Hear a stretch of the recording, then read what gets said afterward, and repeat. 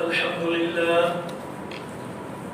لله نحمده ونستعينه ونستغفره ونؤمن به ونتوكل عليه ونعوذ بالله من شرور أنفسنا ومن سيئات أعمالنا من يهده الله فلا مضل له ومن يضلله فلا هادي له ونشهد أن لا إله إلا الله وحده لا شريك له ونشهد أن سيدنا ومولانا وشفيعنا محمدا عبده ورسوله أرسله بالحق بشيرا ونذيرا أما بعد قال الله تبارك وتعالى في القرآن المجيد والفرقان الحميد أعوذ بالله من الشيطان الرجيم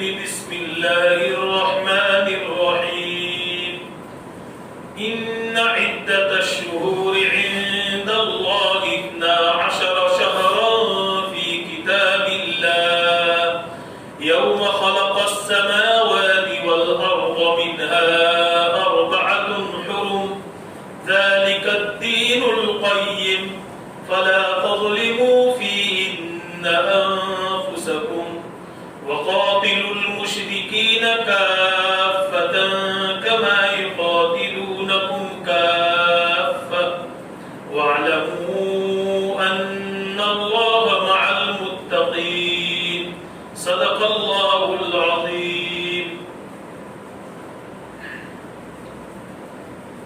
اسلامی مہینوں میں محرم الحرام کا مہینہ پہلا مہینہ اور یہ ان 4 مہینوں میں سے ایک مہینہ ہے جن کو اللہ رب العزت نے حرمت کا مہینہ قرار دیا ہے کہ اس میں کی جانے والی ہر عبادت کہ اللہ اس کے ثواب کو بڑھا دیتے ہیں اور کیا جانے والا اور کی جانے والی ہر نافرمانی ہر گناہ جس کو آدمی عبادت سمجھ کر کرے یا یوں ہی گناہ کرے وہ بھی اللہ کے یہاں بہت بڑا شمار کیا جاتا ہے. حرمت والے مہینوں کا احترام ایمان والوں کے نزدیک ہونا چاہیے کیونکہ ان کا احترام خود سبحانہ و تعالیٰ نے کیا ہے اور قرآن میں آیت نازل کی جیسا کہ میں نے ابھی آپ کے سامنے تلاوت کی. محرم الحرام رجب کا مہینہ یہ حرمت والا ہے. اسی طریقے سے ذوالقعدہ ہے, ذوالحجہ ہے اور ان 12 مہینوں میں ایک برکت والا مہینہ رکھا ہے جسے ہم رمضان مبارک کہتے ہیں. اس کی حرمت اور اس کی عظمت حق سبحانہ و تعالیٰ نے خود بیان کی ہے. جب سے اللہ نے اس دنیا کو بنایا ہے اس دن سے لے کر کے جب دنیا ختم ہوگی اللہ نے اس کی حرمت کو ایسے ہی برقرار رکھا ہے. جس دن حضرت سیدنا آدم علیہ السلام کو پیدا فرمایا اللہ نے ان 12 مہینوں میں سے محرم الحرام کو منتخب کیا. اللہ نے زمین و آسمان کو پیدا فرمایا محرم الحرام کو منتخب کیا اور اس میں 7ویں جمعہ کے دن کو ملا ہے.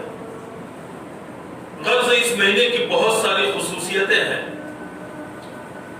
ان خصوصیتوں کو اللہ سبحانہ و تعالیٰ کا اس مہینے میں جمع کرنا اس سے ہم اندازہ لگائے کہ اللہ کے یہاں اس مہینے کی عظمت کیا ہوگی. اور حدیث میں آتا ہے کہ جس دن اللہ سبحانہ و تعالیٰ اس دنیا کو توڑ پھوڑ کر ختم فرما دیں گے یعنی قیامت نازل کریں گے اس وقت بھی محرم الحرام کا مہینہ ہوگا اور محرم کی 10ویں تاریخ ہوگی بعض روایت کے مطابق. اس لیے اس مہینے کا احترام اور چونکہ ہمارا اسلامی مہینوں میں پہلا مہینہ ہے اس پہلے مہینے میں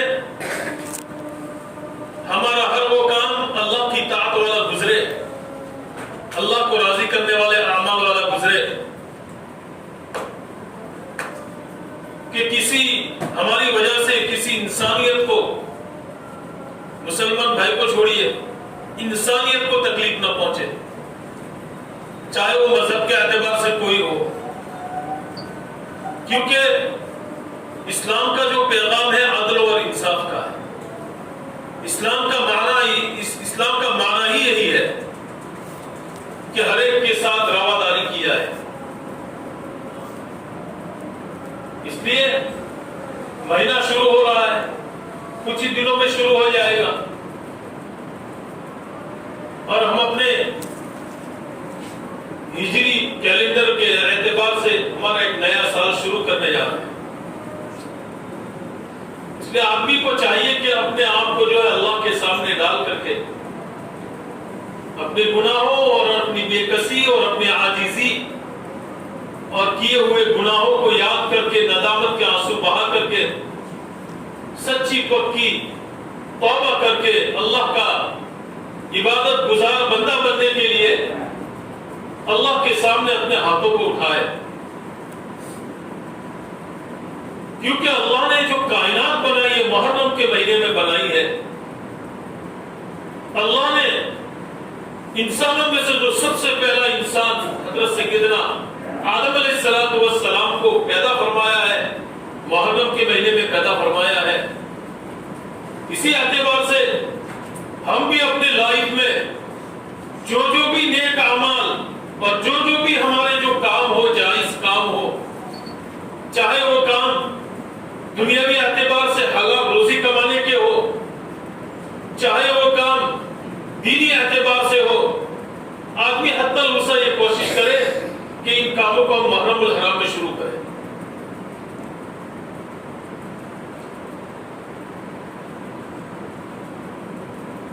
مثال کے طور پر ہم اپنا کاروبار شروع کرنا چاہتے ہیں، اگر ہم اس کا انتخاب کرنا چاہیں کہ میں کس دن میں اور کن ایام میں شروع کروں، تو اس آدمی کو چاہیے کہ محرم الحرام میں شروع کرے، کیونکہ اللہ سبحانہ و تعالیٰ نے اس مہینے کو بہت سی جگہ پر اس کو منتخب کیا، اس کا انتخاب کیا ہے۔ یہ تو مہینے کی عظمت اور احترام ہے۔ دوسری چیز ماہ محرم الحرام میں حدیث پاک اور شریعت مطہرہ کی طرف سے ہمیں جو احکام ملے ہیں، اس میں حکم ہے کہ محرم الحرام میں آدمی روزے رکھے، جتنی اس کی طاقت ہو، کیونکہ روایتوں میں آتا ہے کہ رمضان کے بعد اگر کسی روزے کی فضیلت اگر ہے تو محرم کے روزوں کی فضیلت، یہ مطلق بات ہے۔ اور اس میں ایک روزے کو جو عاشورہ کے دن کا روزہ ہے، اس کو فضیلت اور بڑھا دی گئی کہ اس پورے مہینے میں جو آدمی جتنے روزے رکھے گا کہ ان تمام روزوں کے مقابلے میں عاشورہ کے دن کا روزہ، بلکہ سال بھر کے روزوں کے مقابلے میں کہ عاشورہ کا روزہ یہ بہت بڑی فضیلت کا حامل ہے۔ یہ سب سے پہلا حکم محرم الحرام میں حضور نبی کریم صلی اللہ علیہ وسلم کی جانب سے امت کو دیا گیا ہے، اس کی تعلیم دی گئی ہے۔ اب عاشورہ کے روزے رکھنے کی وجہ کیا ہے؟ کہ عاشورہ کا روزہ مکی زندگی، جب نبی کریم صلی اللہ علیہ وسلم مکہ مکرمہ میں جب ہجرت کر کے مدینہ نہیں گئے تھے، عاشورہ کا روزہ فرض تھا امت پر۔ حضور اور آپ کے صحابہ عاشورہ کے دن کا روزہ رکھا کرتے تھے، مسلسل 13 سال مکے میں رہے اور یہی روزہ فرض تھا۔ اور کچھ مشرکین بھی جب عاشورہ کا دن ہوتا تھا تو روزے رکھتے تھے۔ اس کی وجہ تو حضور نے اس وقت دریافت نہیں کی ان سے، لیکن جناب محمد رسول اللہ صلی اللہ علیہ وسلم مکہ المکرمہ کو چھوڑ کر مدینے میں گئے۔ آپ نے مدینے کے وہاں کے کلچر کو دیکھا تو محرم الحرام کا جو ہے مہینہ آیا، اس میں عاشورہ کا جب دن پڑا تو مسلمان تو رکھتے ہی تھے عاشورہ کا روزہ۔ پتہ چلا حضور کو کہ یہود بھی عاشورہ کا روزہ رکھتے ہیں، تو آپ صلی اللہ علیہ وسلم نے ان سے اس کی وجہ دریافت کی کہ آپ لوگ اس دن روزہ کیوں رکھتے ہیں؟ انہوں نے جواب دیا کہ حضرت سیدنا موسیٰ علیہ السلام کو فرعون کے ظلم سے جو نجات ملی اور فرعون جو دریائے نیل میں غرق ہوا وہ اسی دن ہوا تھا. اس دن کی خوشی کے لیے کہ موسیٰ علیہ السلام کو کامیابی ملی، اس خوشی کے طور پر ہم روزہ رکھتے ہیں. اللہ کے رسول صلی اللہ علیہ وسلم نے ارشاد فرمایا کہ تم سے زیادہ تو ہم اس کے حقدار ہیں، کیونکہ ہم تو حضرت سیدنا موسیٰ علیہ السلام پر ایمان بھی رکھتے ہیں اور ان سے عقیدت اور محبت بھی کرتے ہیں، لہذا ہم زیادہ حقدار ہیں کہ ہم جو ہے عاشورہ کا روزہ ہم تو پہلے سے رکھ رہے ہیں. اور اللہ کے رسول صلی اللہ علیہ وسلم کی عادت شریفہ تھی کہ مخالف جو قوم ہوتی تھی اس کی مخالفت کرنا تاکہ امتیاز ہو جائے اسلام کا اور دوسری قوم کا ایک نمایاں فرق ہو جائے. اللہ کے رسول صلی اللہ علیہ وسلم نے اپنے مقدس صحابہ سے فرمایا کہ آئندہ سال اگر ہم رہے تو 10 اور 9 یا 9 10 اور 11 2 دن روزے رکھیں گے تاکہ یہود سے ہماری مخالفت ہو جائے، ہمارا فرق الگ ہو جائے. آپ نے ہر وقت جو ہے اس کا خیال فرمایا ہے کہ مشابہت کی وجہ سے کہ ہم اس قوم کا رنگ ہمارے اندر چڑھنے نہ پائے، ہم نمایاں رہے. حضور نے اتنا اہتمام فرمایا. آج ہمارا حال ہے کہ ہمارا پورا کلچر جو ہے آدھے سے زیادہ اور پونے بھر کا کلچر غیروں کے مطابق ہو رہا ہے. اور حضور نے تو امت کو یہاں تک بچایا کہ دوسری قوم کی چیزیں کے اندر داخل نہ ہونے پائے. کہ داڑیاں کہ ان کی بڑی ہوتی تھی، حضور نے فرمایا ہمارے یہاں حضور نے تعلیم دی کہ داڑھی کے ایک مشت کے برابر داڑھی ہونا بڑا مخالف دوسرے قوموں سے امتیاز کیا. عاشورہ کا روزہ کہ اس میں جو غلط فہمیاں آج کل ہمارے معاشرے میں پھیلی ہے، میں نے عاشورہ کے روزے کی وجہ آپ کے سامنے بیان کی کہ عاشورہ کا روزہ مکی دور میں فرض تھا، رمضان کے آنے سے وہ روزہ منسوخ ہو گیا. اس کی فضیلت باقی رہی، اس کا مستحب ہونا باقی رہا. اور دوسری چیز کہ عاشورہ کے روزے میں جو غلط فہمیاں ہمارے معاشرے میں جو چل رہی ہے کہ عاشورہ کا روزہ اس لیے ہے کہ اس دن میں حضرت حسین رضی اللہ تعالیٰ عنہ شہید کربلا کی شہادت ہوئی. یہ غلط فہمی ہے، یہ اس وجہ سے نہیں. فضیلت پہلے سے ہے، حضرت حسین کی شہادت کی وجہ سے نہیں. یہ پورا معاملہ ایک الگ ہے کہ آج کل لوگوں نے اس کے ساتھ ملا لیا، ضبط کر لیا. محرم کے مہینے میں کرنے کا جو کام ہے نمبر 1 پر یہ روزہ، نمبر 2 پر کہ کرنے کا جو کام ہے حضور نے جو تعلیم امت کو دی صاف اور چوکھی، ملاوٹ والی نہیں، جیسے کہ آج کل معاشرے میں کہ ان چیزوں میں بہت ساری چیزیں مل گئی جس کی وجہ سے لوگ اس کو دین سمجھ کر، ثواب سمجھ کر، کار خیر سمجھ کر کر رہے ہیں اور جو ہے بہت آگے بڑھ چڑھ کر جو ہے حصہ لے رہے ہیں. میرا اور ہم سب کا دین اسلام ہے اور دین اسلام ہمیشہ انصاف کا تقاضا کرتا ہے. اس لیے ہمیں بھی اس میں اعتدال سے رہنا چاہیے، یہ ہمیں تعلیم دی گئی ہے. دوسرا عمل کہ اس دن میں جو آدمی اپنے اہل و عیال پر کھانے میں پینے میں فراخی کرے گا، وسعت پیدا کرے گا، دسترخوان کو وسیع کرے گا. یہ روایت کے الفاظ من وسع اللہ رزقہ، جو اپنے دسترخوان کو اپنے گھر میں وسیع کرے گا، اپنے اولاد کو اچھے کھانے کھلائے گا، اپنے ملازموں پر جو ہے اس کے لیے فراخی کرے گا، اپنے ماتحتوں میں جو جتنے آتے ہیں ان سب کے لیے اپنا دل کھول دے گا اور خرچ کرے گا، اچھا کھانا کھلائے گا. اللہ تعالیٰ پورے سال اس کے لیے فراخی پیدا فرمائیں گے. اور اس کا اہتمام حضرات صحابہ کرام کے آثار سے ملتا ہے.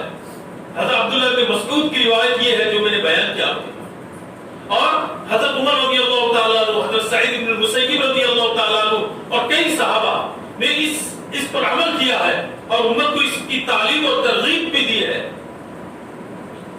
اور بعد میں آنے والے اولیاء اعظام اللہ والے نے کہ اس دن میں کہ وسعت پیدا کی ہے. تو ہم بھی اسی کو کریں, اس کو وسعت پیدا کریں. یہ ہے. اور اس کے اندر جو ملی ہوئی چیزیں ہیں, جو باطل چیزیں ہیں, جو بدعات ہیں, جو خرافات ہیں, لوگوں نے اس کو جو ہے امام حسین, حضرت حسین رضی اللہ تعالیٰ عنہ شہید کربلا کی ذات کے ساتھ ملا دیا ہے کہ ان کے نام کا شربت, ان کے نام کا کھچڑا, ان کے نام کا کھانا, ان کے نام کی ساری چیزیں کی جائے. یہ بالکل غلط ہے, باطل ہے, یہ اسلامی عقائد میں ہے ہی نہیں. رہا تذکرہ امام حسین کا, رہا تذکرہ حضرت حسین کا, اہل بیت کا, تو یہ ہونا چاہیے. ہر صحابی ہمارے یہاں مقدس ہے, ہر صحابی ہمارے یہاں عظمت والا ہے کہ انہی کے ذریعے سے ہمیں دین اسلام ملا ہے اور پہنچا ہے. اس لیے اہل بیت حضور کا جو خاندان ہے, حضرت فاطمہ, حضرت سیدنا علی اور حضرت حسن اور حضرت امام حسین, کہ یہ پورا اہل بیت ہے. ان سے محبت, ان سے رواداری, ان سے انصاف کا معاملہ کہ ان کی برائی اگر سننے میں آوے آدمی خاموش رہے, جواب نہ دے, نہ جانے اس کی زبان سے کیا نکل جاوے. کہ اہل بیت سے محبت یقیناً ایمان کا جزء ہے, ایمان کا حصہ ہے. ان کا تذکرہ ہونا چاہیے. لیکن حضرت حسین کی ذات کے ساتھ جو چیزیں جوڑی جاتی ہے کہ روزہ بھی ان کے نام کا کر دیا گیا, کھانے پینے کی چیزیں بھی ان کے نام کی کر دی گئی, یہ فضیلت پوری الگ ہے اور حضرت حسین کا معاملہ پورا الگ ہے. اس لیے ہم بدعات میں نہ ہوئے, اصل دیکھیں, اصل کو ترجیح دے, شریعت کو ترجیح دے. دیکھا دیکھی والا عمل یہاں نہیں چلتا. یہاں تو اتباع سنت چلتا ہے, جو سنت سے نکلا وہ چلتا ہے, اسی کی پیروی کی جائے گی, اسی کا اتباع کیا جائے گا. پھر اللہ تعالیٰ جو ہے اس پر اجر اس کے اوپر مرتب کرتے ہیں. اگر کسی کام کو چاہے اچھائی کیوں نہ ہو ثواب کر کے کیا اور اس کی اصل شریعت میں نہیں ہے تو بجائے ثواب کی گناہ ہو جائے.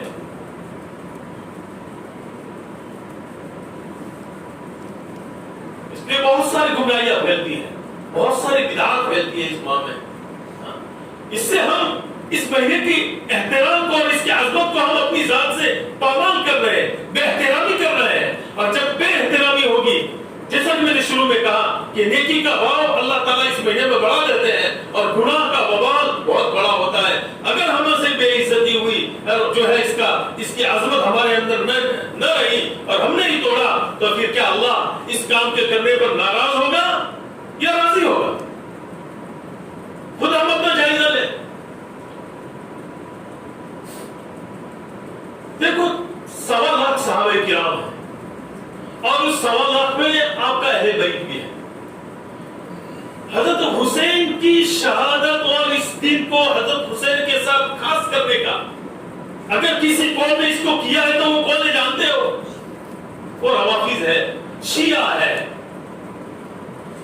ارے حضرت حسین کی والدہ تو بھی تھی حضرت فاطمہ, حضرت حسین کے ابا بھی تو تھے حضرت سیدنا علی. کیوں اسی شخصیت کو خاص بنا کر کے جو ہے اس کو اٹھایا گیا اور اس کو ایک دین کا بہت بڑا حصہ سمجھ کر لوگوں کو اس میں لگوایا گیا؟ حضرت حسین جب چھوٹے تھے, میں نے کتاب میں پڑھا کہ حضرت حسین جب چھوٹے تھے آپ کے سینے پر جن عموماً بچہ کھیلتا ہے کھیل رہے ہیں, حضور بھی خوش تھے, بچہ بھی خوش تھا, حضرت حسین خوش تھے. اچانک حضور رونے لگ گئے. آپ کے آنکھوں سے آنسو ڈالے ہو. پوچھنے والے کسی امہات میں سے پوچھا, حضرت عائشہ ہوئے, حضرت میمونہ ہے, ام سلمہ ہو, جو بھی روایت میں مختلف نام ہے, کہ حضور کیا ہو گیا؟ کہ جبرائیل نے مجھے بتایا ہے میرے نواسے کو شہید کر دیا جائے گا, مقام کے ساتھ بتایا کربلا میں شہید کیا جائے گا. اگر کچھ ایسی نسبت ہوتی, اس کو شریعت کا جز بنانا ہوتا, حضور پہلے ہی سے کہہ دیتے کہ جب یہ دین آ جاوے تو یہ کرنا ہے, وہ کرنا ہے, احکام نافذ کرتے. آپ نے کوئی حکم نافذ کیا کہ نہیں کیا؟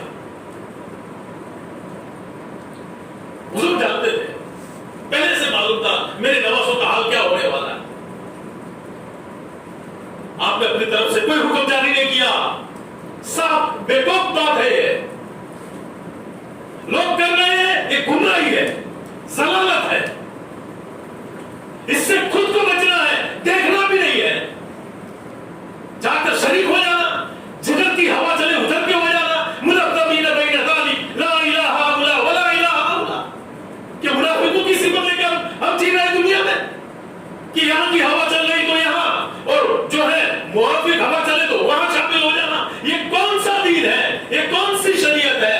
یہ تو شیعوں کا رائج کیا ہوا یہ طریقہ کار ہے. اس سے اپنے آپ کو بچاؤ کہ اس طریقے نے تو اہل سنت والجماعت کو بھی اندر لے لیا. یہ ناسور ہے، یہ ہمارے شریعت سے میل نہیں کھاتا ہے. اس لیے کرنے کے کام پر دھیان دینا.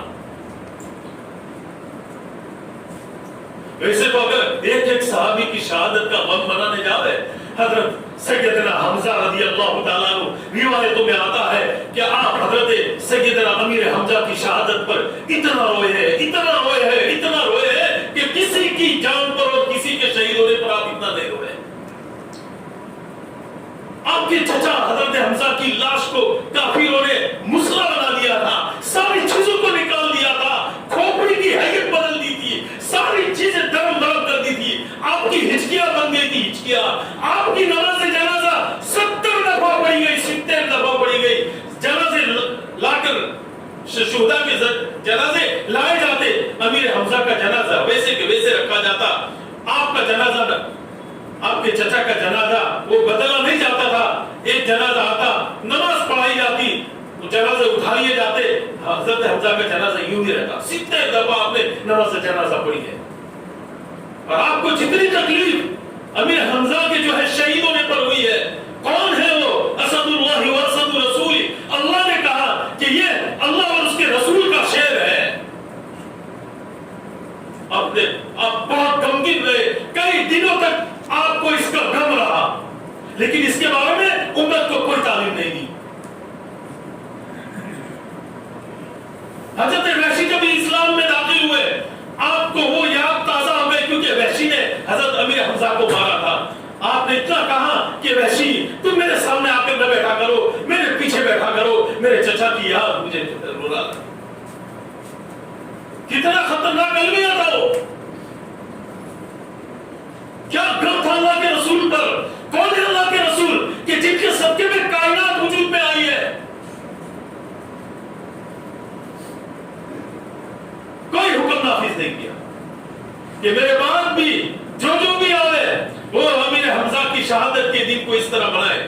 ایسی کوئی چیز، کوئی لفظ نہیں ملتا. شہادت کے اعتبار سے حضرت ابو بکر صدیق رضی اللہ تعالیٰ عنہ خلیفۃ المسلمین ہے، پہلے خلیفہ ہے.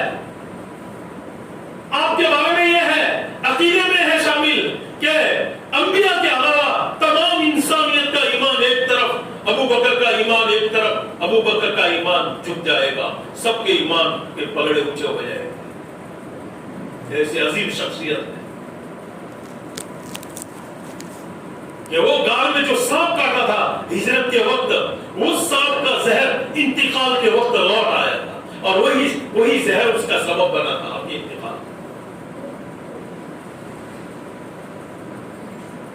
اب اسی اعتبار سے حضرت سیدنا فاروق اعظم کہ اللہ نے جن سے 10 سالہ خلافت کا کام چلوایا کہ زبردست ایمان ایسا کہ شیطان بھی ان سے ڈرنے لگ جاوے. آپ کا رات کئی میل تک رہتا تھا، دشمن کی ہمت نہیں ہوتی تھی آپ کے سامنے نظریں ملانے کی. ایسا عظیم المرتبت کہ اس کو نماز فجر کے دوران جو ہے شہید کر دیا گیا. سب کے سب صحابہ فضیلت کے اعتبار سے بڑے ہوئے ہیں، لیکن ہمارا اسلام ایسا نہیں ہے. ہاں ان کے تذکرے کیے جائے ایمان کی ترقی کے لیے، ایمان کو بڑھانے کے لیے کہ انہوں نے کہ حق کو ثابت کرنے میں اور باطل کو مغلوب کرنے میں اپنی جان دینا گوارا کیا، لیکن باطل کا ساتھ نہیں دیا، باغیوں کا ساتھ نہیں دیا. اس اعتبار سے ان کے تذکرے ہو تاکہ ایمان میں زیادتی ہو. انہوں نے حق کو حق ثابت کر کے رکھا اور باطل کو باطل جانا اور اس کو ثابت کیا. کیا ہے؟ کیا یہ غم ہے کہ شربت پیا؟ یہ غم کی بات ہے. کھانا کھلایا جائے یہ غم کی بات ہے. یہ غم ہوتے ہیں. یہ سب یزیدیوں کی طرف سے، شیعوں کی طرف سے ہے. سب جو اس کو تاریخ کا مطالعہ کرو اور دونوں فرق کو واضح کرو. جو ہوا چل پڑی ہے اس پہ بہاؤ نہیں کہ مسلمان کی پہلی صفت کہ تحقیق والا ہوتا ہے. وہ بغیر تحقیق کے کوئی کام کرتا نہیں ہے. تاریخ کو جانے، اتہاس پڑھے اسلام کا. ہم خود مسلمان ہیں، ہمارا حق بنتا ہے جانے صحابہ کرام کی زندگیوں کو جانے، سیرت کو جانے. اہل بیت حضور نے فرمایا واقعی میں آپ نے جو ہے سب کو جمع کیا، حضرت علی کو اور دونوں نواسوں کو، حضرت فاطمہ کو، سب کو جمع کیا، چادر منگائی، آپ نے اوڑھائی. یہ میرے اہل بیت ہے. جو ان کو تکلیف پہنچائے گا اس نے مجھے تکلیف پہنچائی، اور جس نے مجھے تکلیف پہنچائی اللہ اسے تکلیف پہنچائے گا. آپ نے کہا ہے حق دیا ہے. آپ نے کہا حسن حسین جنت کے جوانوں کے سرداروں میں سے ہوں گے. آپ نے فرمایا فاطمہ الزہرا عورتوں کی جنت کی سردار ہو، جو ہر خطبے میں، ہر جمعہ کو خطبے میں سنایا جاتا ہے. آپ نے فرمایا کہ علی جب علی آ جاوے تو اس کے فیصلے پر تم راضی ہو جاؤ. وَقَضَاهُمْ عَلِي رضی اللہ تعالیٰ. آپ کے فیصلے جیسے ہوا کرتے تھے. حضور نے پہلے سے کہہ دیا تھا جہاں باطل گھسنے کے اندیشے تھے، جہاں ڈر تھا کہ اسلام کو نقصان پہنچتا ہے، وہ باتیں حضور نے پہلے سے بیان کر دی. اور جہاں پر آپ کو کچھ نہیں کہنا تھا، جیسے کہ میں نے واقعہ بتایا حضرت حسین کا سینے پر کھیل رہے تھے، وہاں آپ نے کچھ نہیں کہا. یہاں حضرت علی کے بارے میں یوں کہا حجۃ الوداع کے موقع پر کہ میرے علی کے بارے میں دو جماعتیں گمراہ ہو جائے گی. ایک محبت میں گلو کرنے والی کہ وہ گمراہ ہو جائے گی، اور دوسری جو اللہ کے دشمن ہے، اللہ کے رسول کے دشمن ہے، یعنی کہ جو ہے ناحق ہے، جنہوں نے علی کو اللہ کا مرتبہ دیا. یعنی شیعہ کی ایک جماعت ہے جو گزر گئی، ابھی پتہ نہیں ان کا ہے یا نہیں، وہ گمراہ ہو جائے. دو جماعتیں گمراہ ہو جائے. پہلے سے کہا، یہاں ڈر تھا اس لیے اس کی تعلیم پہلے سے دی تھی. اور قرآن میں کہا گیا ابھی غلو کرنا تو نبی کے لیے بھی مناسب نہیں تھا. وَمَا كَانَ لِنَبِيٍّ أَن يَغُلَّ، کہ نبی کے لیے بھی مناسب نہیں ہے کہ حق تجاوز کرے، غلو کرے، اپنی طرف سے جو ہے چیزیں داخل کر کے اس کو ہوا دے. وَمَن يَغْلُلْ يَأْتِ بِمَا غَلَّ يَوْمَ الْقِيَامَةِ، اور جو آدمی غلو کرے گا، رائج کرے گا چیزوں کو اور اس کو عبادت سمجھ کر کرے گا، وہ قیامت کے دن کل لے آئے گا اور اس کا فیصلہ احکم الحاکمین سنائیں گے. اس لیے یہ برائیاں ہیں. اور کرنے کی جو باتیں میں نے بتائی ہیں کیا ہے کہ عاشورہ کے دن کا روزہ حضور پہلے سے کیا ہے. مدینہ آپ نے پتہ چلا یہود رکھتا آپ نے دو کر دیے. اور دوسرا عمل کہ اپنے گھر والوں پر کھانے میں فراخی کرنا، کشادگی کرنا. اور تیسرا عمل یہ ہے کہ اپنے آپ کو طاعت والے کاموں میں لگائے، گناہوں سے بچائے. یہی اس مہینے کی عظمت اور احترام ہے. جو اس مہینے کی عظمت اور احترام کو جو ہے باقی رکھے گا اللہ تعالیٰ اسے بھی پورے سال اسی طرح چلائیں گے. اللہ تعالیٰ کہنے سننے سے زیادہ عمل کی توفیق عطا فرمائے. وآخر دعوانا الحمدللہ رب العالمین.